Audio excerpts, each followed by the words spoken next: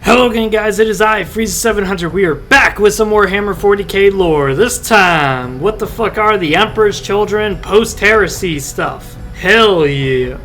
So, originally, the Emperor's Children were perfectionists of the Great Crusade, always perfecting their war doctrines, their gear, their martial prowess. Well, as it stands in 40K after the Heresy, they're perfect hedonists. That's all they do now. They always try to obtain the highest amount of pleasure through the smallest deeds and acts. This also comes with augmentation and chaos blessings they use to achieve this perfect hedonistic pleasure. Now, to some of the Marines in the Emperor's Children, like the Noise Marines, they usually get off sensually from basic sensations like sound, for example. Others, though, get off on murdering or just showing such a sheer murderous prowess during battle. This also helps them mentally get off. Now, this being said, it's obvious that the whole Legion is dedicated to Slaanesh. And it's actually been shown several times that the Legion's more dedicated to Slaanesh than they are to each other. So, every time you see an Emperor's Children, you're more likely to see a few of them, but not a full official warband. They're more scattered than that. They're more dispersed like the Night Lords. They never really form their own warbands. So, besides that, what do they usually do? Well, they usually constantly raid and take prisoners for their own exotic torture routines, and constantly look for augments to their body. Now, these augments are not augments like tougher skin or bionic arms. No, instead these are more augments that improve their sensations, that improve that pleasure that they feel. Now, instead of getting a tougher skin, some of them just get more sensitive skin. So instead of getting skin that's thicker, they may get skin that has more neurons on it, so that way they can feel more. Ooh, extra sexy. Now, this increase in sensation means that someone rubbing their chest will feel 1,000 times better than it normally would. But this increase in emotion that comes with it allows their Dark God Slaanesh to bless them for their indulgence. And because it feels good, and since Slaanesh is feeling good too, they may bless them even further, so now they feel 100,000 times more than what a normal person should normally feel. Now, this is something that the Emperor's Children constantly strive for. They always strive for Slaanesh's blessing, to bless them with ever more lasting pleasure and ever more good feelings and butterflies in their stomach. Now, some that are blessed by Slaanesh are actually given a blessing where their armor starts to become almost psychically connected to their sensation. So in other words, when you rub your armor because you're cleaning it, you can actually feel it on your chest as well. This, again, increases sensation. Ooh. This means if you grab, I'm not even going to finish that sentence because it's very pervy, and this isn't a hentai review, so yeah. But essentially what it means is that every bullet ricochet, every hot, thick las gun beam is just more excitement for the Marine. This gives them more emotion, more sensation to draw upon their Dark God's power and help them win the battle. Now, this is even more crazy with this Legion because all their brains have been rewired where pain is misinterpreted as pleasure. Now, this is mostly due to Fabius Bile before the Heresy even began, because he was fiddling around with their gene seed. Also, him being an apothecary, he did fiddle with their brains as well, and he even gave them xeno organs. That's fucking crazy, seeking perfection, am I right? Now, this of course makes them depraved lunatics in war, where shooting them actually makes them crave more of the firing and more bloodlust. But this also means that when they're fighting and you're shooting the shit out of them, they interpret this not as a, oh god, the enemy's trying to kill me. Instead, they see this more as, oh, whew, you didn't have to jerk me off this hard, buddy. Let me give you a reach around. And by a reach around, I mean he's going to slice you in half and then dry hump your lifeless legs. Because that's what Slaanesh followers do.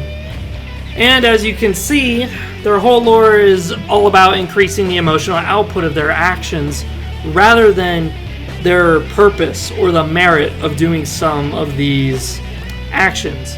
Speaking of which, by doing these extreme emotions and extreme heightening of senses, they've also developed a new type of warfare called noise warfare, also known as sonic warfare. They can either scream at their enemies with such a high frequency it'll pop your brain, or it'll just demoralize you from just hearing such a loud fucking cry. But they've also developed weaponry that literally shoots out sound blasts that's able to destroy muscles. The very tissues of your body will just evaporate from just this percussion of sound blast.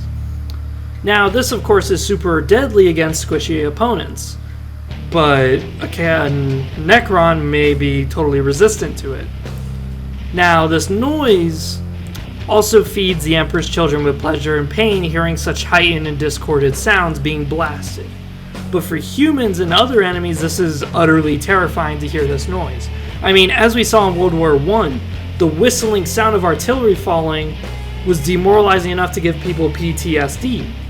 But now you have a 7-foot-tall monstrosity with a strap on making a loud screech that is louder than an artillery falling.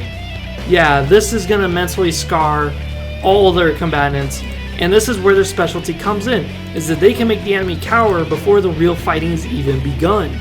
This is a deadly weapon, much like the Night Lords, where they're able to make you feel fear despite not being suffered any real damage. Now, on the other hand, the Emperor's children are a little bit less damaging than the Night Lords, because the Night Lords will usually grab out your intestines and show it to you and your squad mates, and that's enough to make everyone flee. The Emperor's children just make such a heightening noise and such a heightening scream that's able to make everyone just flee the fucking field, because they're like, I don't know what the fuck that noise was, we're running the fuck out of here. Now, onto some history though.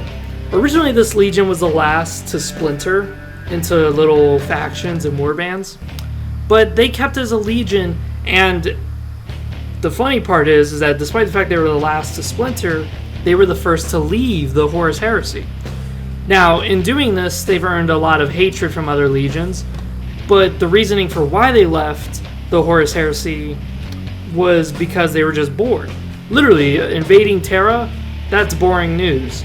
They instead focused on, again, perfecting their hedonistic pleasure. They wanted to perfect their feelings and sensation. And they're not going to get off on fighting a hard-fought battle. No, they're going to get off torturing those who are weak, torturing those who can't defend themselves. So that's what they did. They floated around the Imperium on their way to the Eye of Terror, but while they did that, they depopulated a bunch of worlds, taking everybody as slaves or just killing them. And when they arrived at the Eye of Terror, they did their sexy little torture routines that got them off. But they were starting to run out of slaves, especially since most of their routines ended in their deaths. And because of this, and the fact that they were trapped in the Eye of Terror, the only real target they had was the other legions. So, by using their superiority, they attacked those legions. After all, those legions were splintered, they were very poorly organized. It's easy pickings for them. Especially since they've already kind of broke off from their Primarch during the Horus Heresy. So as such, they're being led by themselves, not by their Primarch. So they don't need this giant master overmind to organize their forces. They instead do it themselves. And in doing so, they're able to steal everyone else's slaves, steal their recruits, even steal some Marines. And, to make this even better, they even stole Horus's corpse. Oh boy. That's a real big oof, if you don't mind me saying. Essentially what they do is they attack the Sons of Horus, and they took the corpse from the temple. That's fucking crazy, right? So, to set up shop, they're the big daddies of the warp, they decided to call their homeworld Harmony. That sounds like a dumbass name, but whatever, we'll call this badass world of torture, sex, shit that makes Nagaron feel jealous. We'll call it Harmony, just for shits and giggles. Now, this is where they conducted all their business, and this is even where they held the corpse of Horus. Now, to make this even better, Fabius Bile was on this world, and he actually decided to clone Horus, and he actually did it too, some fucking how. Now, all this cool stuff, the way they set themselves up, all the shit, well, it was all destroyed when Abaddon the fuckwit came into existence. Essentially, what he decided was that he was going to form the Black Legion, but in order to do that, he had to destroy the one faction that essentially destroyed the Sons of Horus, which was the Emperor's Children.